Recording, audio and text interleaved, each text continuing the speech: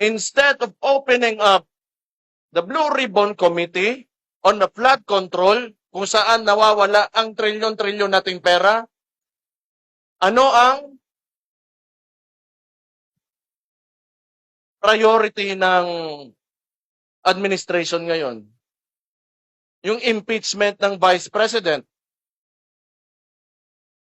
Because we all know, pag hindi nila matatanggal ang Vice President ngayon, hindi sila makalagay ng presidente nila on the 2028 elections because he is a great threat sa presidency this 2028. Now, I go back.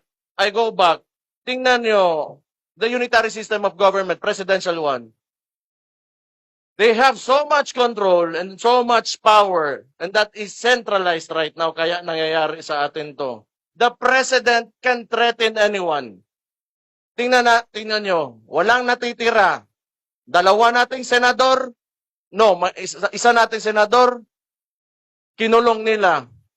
Our guest candidate during the midterm elections, Rodante Marcoleta, just because he wants to open the Blue Ribbon Committee on Flood Control, anong ginawa sa kanya?